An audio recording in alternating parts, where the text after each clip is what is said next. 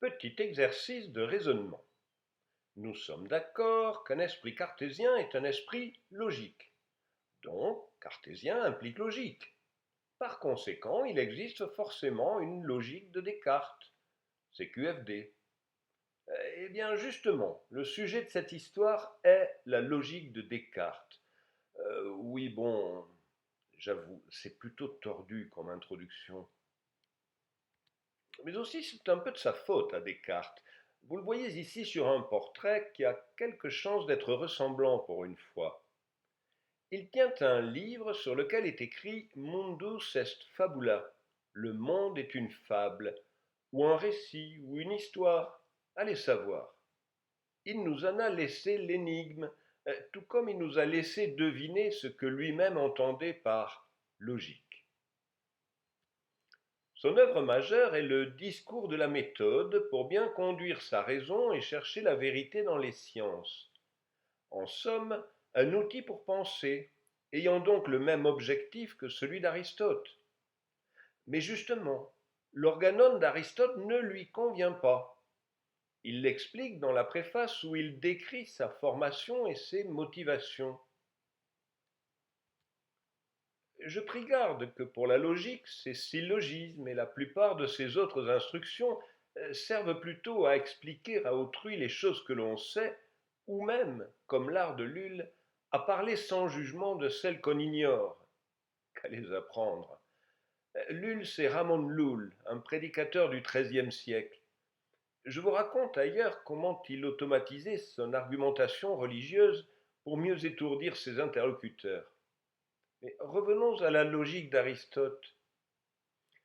Bien qu'elle contienne en effet beaucoup de préceptes très vrais et très bons, il y en a toutefois tant d'autres mêlés qui sont ou nuisibles ou superflus, qu'il est presque aussi malaisé de les en séparer que de tirer une Diane ou une Minerve hors d'un bloc de marbre qui n'est point encore ébauché.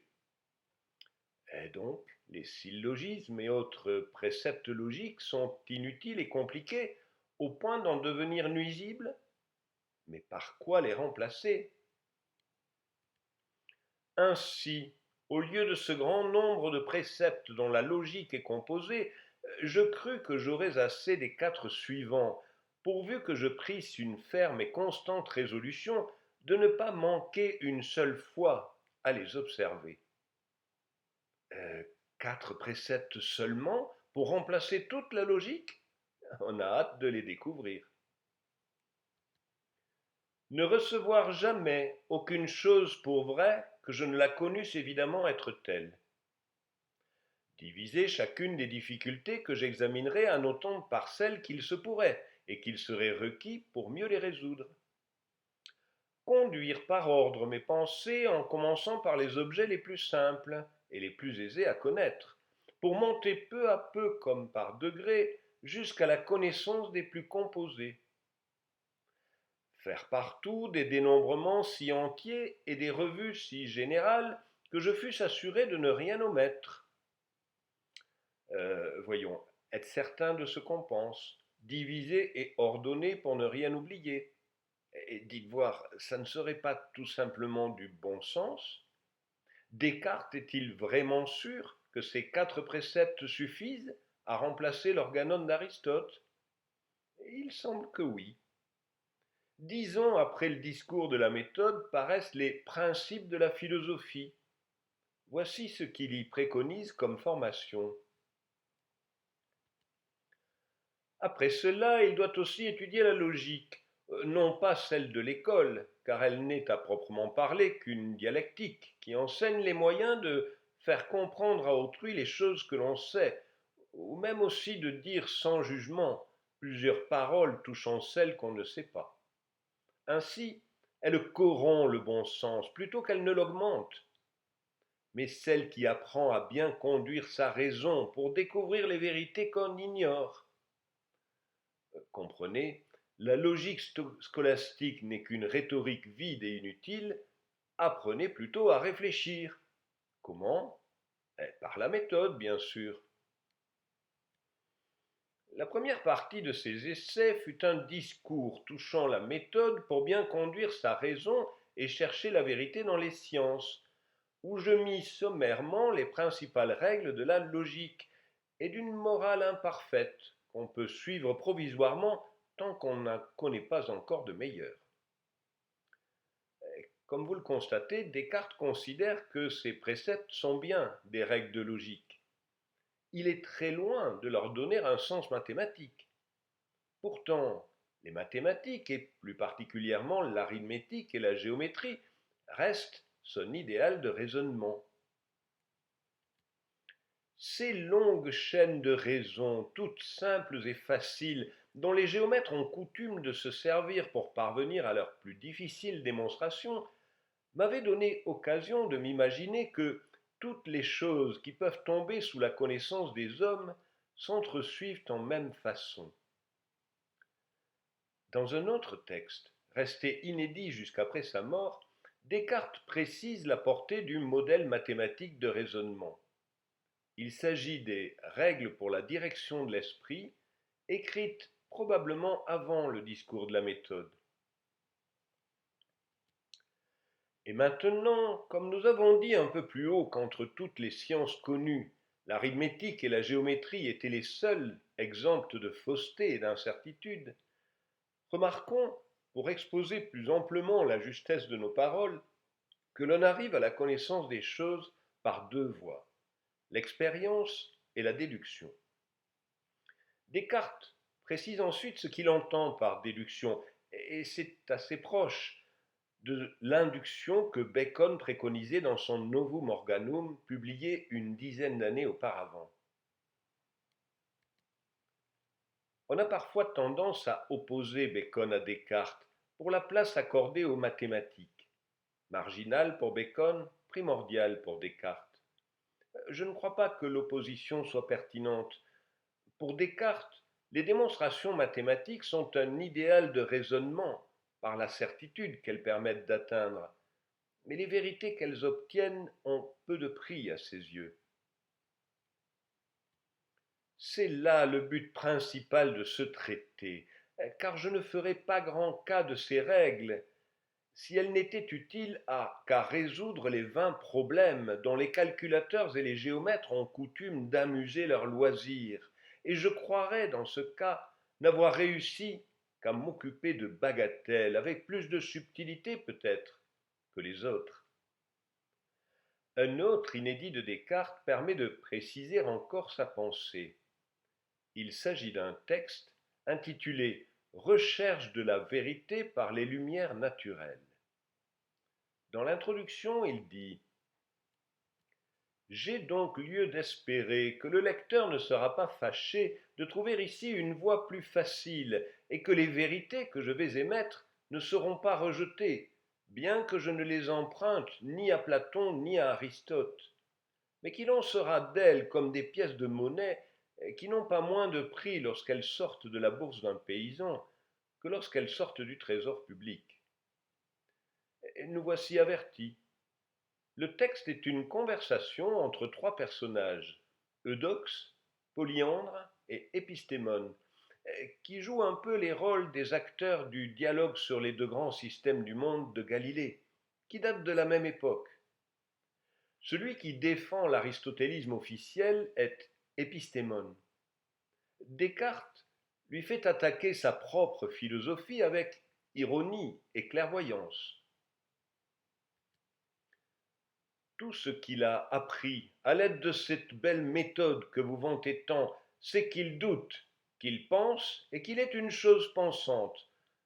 Découverte admirable en vérité. Voilà beaucoup de paroles pour bien peu de choses. On aurait pu tout dire en 4 mots et nous aurions tous été d'accord. Certes, mais réduire l'apport de Descartes à je pense donc je suis serait caricatural. Historiquement, Descartes a été celui qui, en France au moins, a cristallisé l'opposition à l'aristotélisme stérilisant imposé par la science officielle. Et il m'est impossible de vous parler de cette bataille sans évoquer son versant religieux.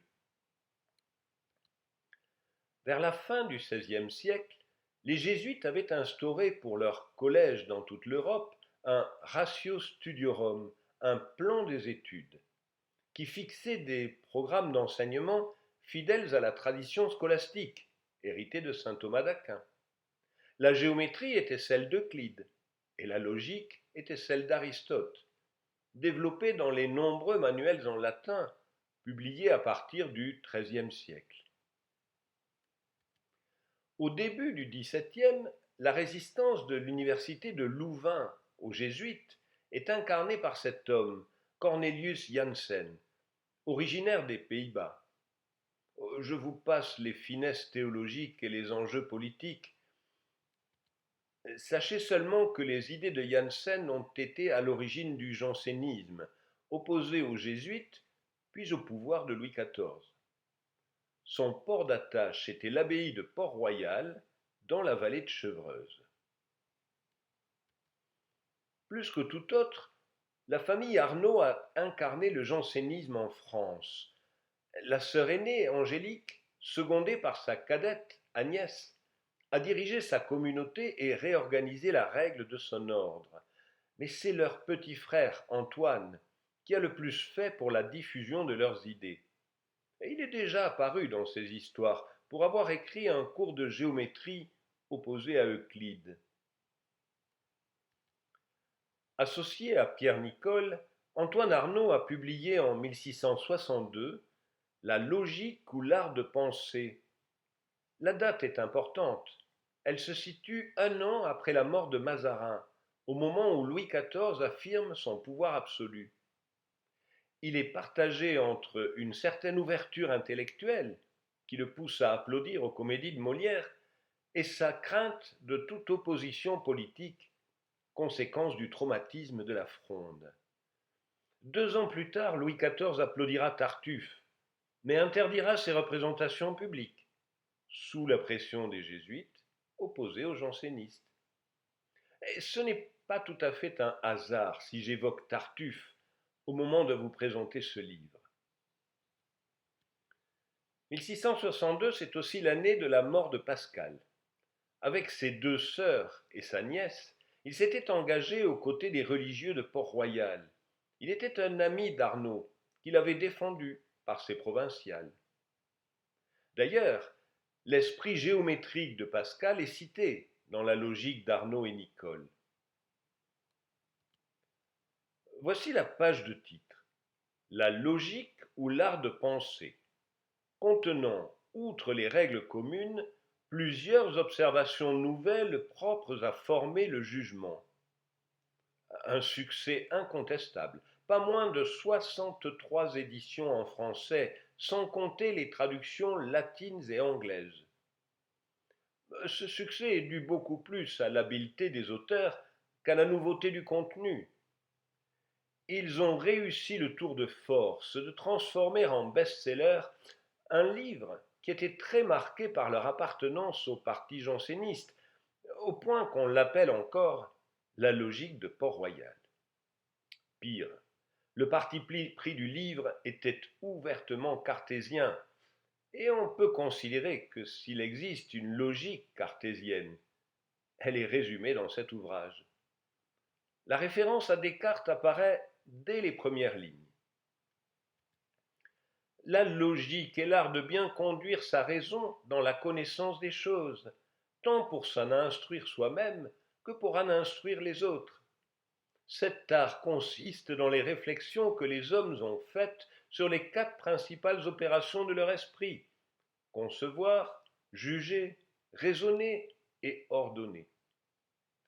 La vision du rôle des mathématiques est également cartésienne. La capacité de l'esprit s'étend et se resserre par l'accoutumance, et c'est à quoi servent principalement les mathématiques, car elles donnent une certaine étendue à l'esprit et elles l'exercent à s'appliquer davantage et à se tenir plus ferme dans ce qu'il connaît. Un bon entraînement donc, mais peu utile au-delà. Non seulement ces sciences ont des recoins et des enfoncements fort peu utiles, mais elles sont toutes inutiles si on les considère en elles-mêmes et pour elles-mêmes. Les hommes ne sont pas nés pour employer leur temps à mesurer des lignes, à examiner les rapports des angles, à considérer les divers mouvements de la matière.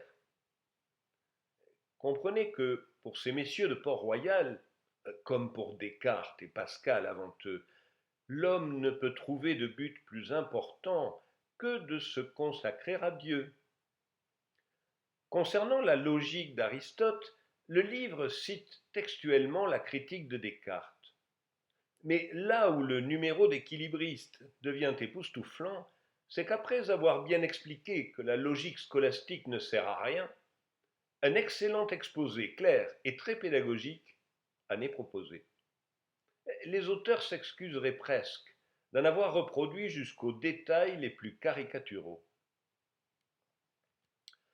On n'a pas cru aussi devoir s'arrêter au dégoût de quelques personnes qui ont en horreur certains termes artificiels qu'on a formés pour retenir plus facilement les diverses manières de raisonner, comme si c'étaient des mots de magie, et qui font souvent des railleries assez froides sur Barocco et Baraliption, comme tenant du caractère de pédant, parce que l'on a jugé qu'il y avait plus de bassesse dans ces railleries que dans ces mots. Et effectivement, les dénominations exotiques des syllogismes scolastiques sont clairement expliquées et accompagnées d'exemples illustratifs qui manquaient le plus souvent dans les exposés scolastiques. Et évidemment, les exemples sont, pour la plupart, empreints d'une morale religieuse de bonne aloi. Tout sage est soumis à la volonté de Dieu. Tout homme de bien est sage, donc tout homme de bien est soumis à la volonté de Dieu. Vous n'irez pas les accuser d'irréligion après cela. Vous ne pourrez pas non plus les accuser de bafouer l'autorité royale. La loi divine commande que les rois soient honorés. Louis XIV est roi, donc la loi divine commande que Louis XIV soit honoré. Ah, les fidèles sujets que voilà. On leur pardonnera bien quelques piques antiscolastiques. De la réduction des syllogismes. Ce chapitre est fort inutile. Sous-entendu, voyez comme nous sommes conciliants de l'avoir mis quand même. Pour terminer, je vais partager avec vous un document facétieux qui symbolise pour moi la victoire de Descartes sur la scolastique. Il s'agit de cette requête des maîtres S.A., professeurs et régents de l'Université de Paris, présentée à la cour souveraine de Parnasse, contre tous ceux qui prétendent faire enseigner ou croire de nouvelles découvertes qui ne soient pas dans Aristote. La première version date de 1671. Un an auparavant, Molière se moquait de la logique scolastique dans Le bourgeois gentilhomme. Le pamphlet est anonyme, mais l'auteur finira par avouer son forfait. C'est Nicolas Boileau, que nous avons connu moins inspiré dans ses attaques contre Madame de la Sablière. Quelques particuliers de l'université, voyant que les opinions de Descartes s'établissaient parmi toutes les personnes d'esprit et de la première qualité, avec mépris des chicanes dont on se repaît dans les écoles, crurent qu'il y allait de leur intérêt de décrier le dit Descartes, de le censurer et de le faire interdire par arrêt du Parlement. Ils ne réussirent pas trop à le décrier parce que leurs emportements ne furent pas très bien reçus dans le beau monde. Suit une énumération des outrages que les modernes ont fait subir à ce pauvre Aristote. Depuis quelques années, la raison et l'expérience sont liguées ensemble pour lui disputer le rang qui lui appartient avec tant de justice, et ont tâché de s'ériger un trône sur les ruines de son autorité. Et pour parvenir plus adroitement à leur fin, ont excité certains esprits factieux qui, sous les noms de cartistes et gassindistes, ont commencé de secouer le joug du seigneur Aristote, et, méprisant son autorité par une témérité sans exemple, ont voulu lui disputer le droit qu'il s'était acquis de pouvoir faire passer la vérité pour fausseté et la fausseté pour véritable. Suit une requête pour ordonner que soient interdites toutes les découvertes qui depuis un siècle ont contredit Aristote, et de plus que les moulins ne tourneront plus ni par le vent ni par l'eau, mais par une faculté tornative, de même que le cœur et les artères ne se meuvent et font le pouls que par une faculté pulsifique, que l'on tirera désormais de l'argent de sa bourse, quoiqu'il n'y en ait point, comme on tire les formes substantielles et accidentelles de la matière, où elles ne sont point. Enfin, pour ôter tout sujet de contestation entre les parties, qu'il soit ordonné qu'on continuera toujours de raisonner aveuglément en matière philosophique, que la seule autorité d'Aristote, fondée sur le titre de prescription qu'il s'est acquis depuis tant d'années, prévaudra à la raison et à l'expérience, et qu'à l'avenir on ne prétendra plus sottement et impertinemment, comme l'on fait, à des nouvelles découvertes qui ne soient pas dans Aristote. Et vous ferez bien. Et c'est signé, vous voyez comment. Non, je ne suis pas très content de moi. Je n'ai su qu'effleurer l'histoire intellectuelle du grand siècle. Il m'aurait fallu des heures pour développer les péripéties scientifiques, politiques, religieuses, qui ont jalonné la lutte du rationalisme contre la tradition, de Descartes contre Aristote. Ma seule excuse est que je n'ai jamais cherché à faire passer la vérité pour fausseté et la fausseté pour véritable. Ah, tout le monde ne peut pas en dire autant.